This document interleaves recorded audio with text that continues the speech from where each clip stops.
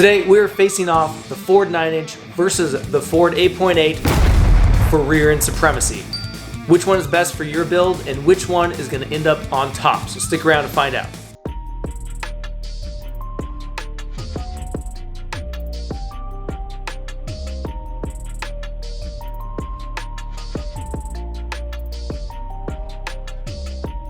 We're going to go through both axles, where you can find them, how much they cost to build, and the differences between them so you guys can figure out which one is right for your build. First off, the Ford 8.8 is a absolutely fantastic axle. I built one for the back of my Jeep. The rear of my Jeep's over here. This time I flipped it around because I was doing stuff. The 8.8 is a great axle, and I ran it on this Jeep for many years, and I had great success. So I'm running the Super 88 kit on my 8.8. Had really good luck with it. I really like the way it's set up. It's pretty much gets rid of the C-clip and then moves the bearing and everything to the outer part of the housing. So it's pretty much the same setup as a Ford 9-inch on the outside here, and it's got chromoly axles. Never broken one. Never had any problems with the 8.8.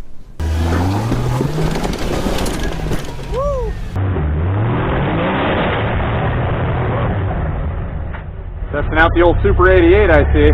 Until I decided to go to 40. So when I went to a 40-inch tire, did I run the 8.8 at King of the Hammers? I did. Did I baby it a little bit to try and make it through so that I didn't break it? Oh, yeah. Absolutely, I did. I was a little bit scared that if I went full tilt, went crazy with the 8.8, even though it was built, which we'll go over all the parts and everything, how much stuff costs here in a minute, even though it was built as much as you can build a Ford 8.8, I still did not have confidence in it with putting 40-inch tires on it, which is why I swapped over and built a Ford 9-inch. So the Ford 9-inch came in Mustangs, Broncos, F150s, Rangers, Aerostars, and most known for the Ford Explorer. Another thing to watch out for is the Ford 7.5-inch axle looks almost identical to the 8.8, just a tiny bit smaller. So if you're looking underneath the rig and at a junkyard trying to find one and you look, make 100% sure that it is an 8.8 and not a 7.5, because you might get duped. The reason the Explorer axle is the best one, in my opinion, 31 spline axle shafts, 3¼ inch diameter axle tube, bigger bearings, disc brakes, built-in e-brake. Come on guys, it's a no-brainer. This is the most far superior 8.8 axle Ford Explorer. I looked one up today. I can drive down the road and pick one up right now for less than $300. So you can't tell me that you can't find them because I just found one. So real quick, let's build a Ford 8.8 rear axle.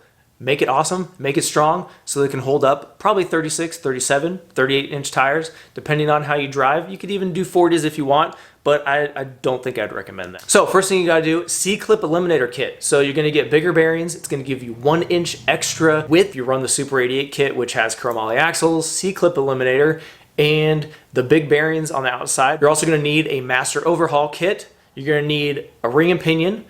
And for this example, I just did a 488, so I can do the same on both. And I just did a spool, gonna go super cheap. The other thing on the Ford 8.8 is you need to run a crush sleeve eliminator. Crush sleeves suck.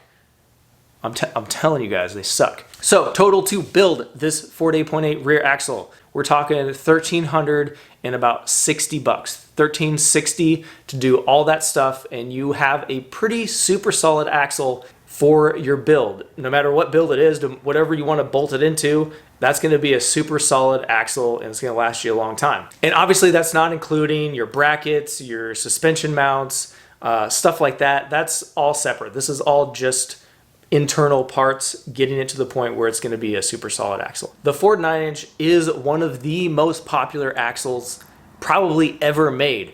There's so much aftermarket support for it, is absolutely ridiculous. You can buy every single part, housing, brand new, and you don't have to get one from a junkyard if you don't want to, and it's actually not that crazy expensive. The 9-inch came in so many different cars in different years and different models that I'm not even going to go over it. So this specifically what we're talking about, this is a F150 or a Bronco, is the most appealing to me because of the 65-inch wheelbase and the bigger axle tubes, 31 spline axles come stock. What I like about the Ford 9-inch is the dropout center section. Like a Toyota axle, the whole center section drops out, which makes it super easy to set up.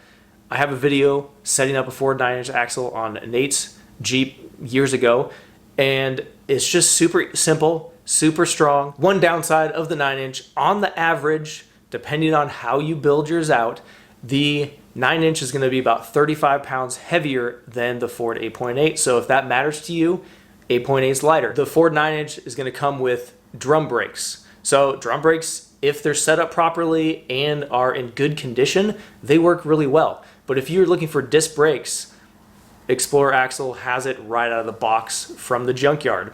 9-inch is not going to have that. So let's go and build a Ford 9-inch. So I found a Ford F150 Ford 9-inch rear axle, $300. So we're talking 8.8 versus 9-inch. From the junkyard, they are literally comparable, same price. So we need the master overhaul kit, we need the 456 gears, and we need the spool. So in this one, I'm actually going to go crazy, and we're going to do 35 spline axle shafts and not 31. So we're going above and beyond here. You can just run the factory 31 splines, and it would be the same as the 8.8. But in the 8.8 build, we got chromoly axles in that Super 88 kit. So let's go ahead and upgrade this as well to kind of show, obviously it's not apple to apples because the 35 spline in a 9-inch is extremely stronger than a 31 spline in a 8.8. But still, we're just kind of comparing what we can do with a similar amount of money. So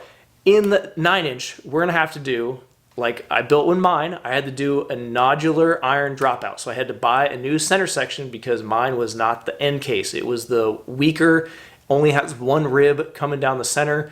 So we're gonna swap that out, and we're doing 35 spline spool. We're gonna end up with a total of about $1,370, which is about $10 more than the Ford 8.8. So looking at those components and the strength of the components that you get at the outcome, I'm buying a Ford 9-inch. Okay, end of story. I already did it, and I've been super happy with it. So in my opinion, strength, Ford 9-inch wins. Aftermarket support, Ford 9-inch wins. Weight, I'm going to give it to the Ford 8.8 because it is approximately 35 pounds lighter depending on how you build it. The brakes, I'm going to give it to the Ford 8.8. It's got disc brakes with a built-in e-brake. The ease of setup, I'm going to go Ford 9-inch because it has that dropout center section that I really do like. Overall cost to build, I'm going to go with the Ford 9-inch. The same price, basically, I can get bigger axle shafts, more upgraded parts, and build a stronger, bigger, better axle for the same amount of money. So if I'm spending my money, I'm building a Ford 9-inch. End of story. So I know that that's not going to be for everybody, and the 8.8 is a great option, but actually for the money, a Ford 9-inch is going to be better. Now, if you're going to be building one of these yourselves, do not buy everything from one place. Shop around, find the lowest price. It might be Amazon, it might be eBay, it might be your local supplier for your gears and lockers and stuff like that. But do research, shop around, find the part number, put it in Google, find it somewhere where it's cheap, where you're gonna get free shipping. Summit might have some of the stuff that you need. eBay might have some of the stuff that you need. You put it all together, you're gonna end up saving hundreds of dollars, which I did when I built this. So we're going over to the bench here to check out these axle shafts because I have a 31 spline Ford Explorer 8.8 factory axle shaft. I have a Ford 9-inch 31 spline factory axle shaft, and then I have a 35 spline Yukon axle shaft. The Ford 8.8, which is that C-clip axle. If you break the axle, the only thing holding in is this C-clip. So let's go to kind of the middle of the shaft here. So we got 1.362 on the width, so this is a little bit wider. And this is 1.45. So you can see this necks down right here, and it necks down here. And let's go to the splines. the splines, let's just say 1.3 inches. So that is less than 1.5 inches. That's pretty small. This is a 35 spline Yukon shaft, and this is one of my spares that the flange is bent. Let's look at the width on this. So we got a straight 1.5 inch. So this does not neck down. This necks down here, necks down here, and then necks down here.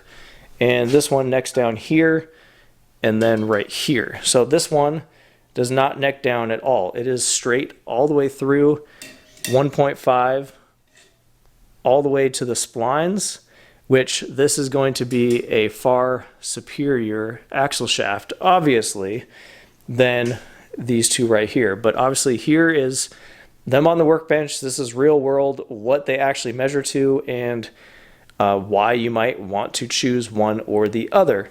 If you guys can do me a huge favor, smash that like and subscribe button. It lets YouTube know that you want to see more of my videos. Maybe you don't want to see more of my videos, so don't smash that like or subscribe button. Can't really talk right now.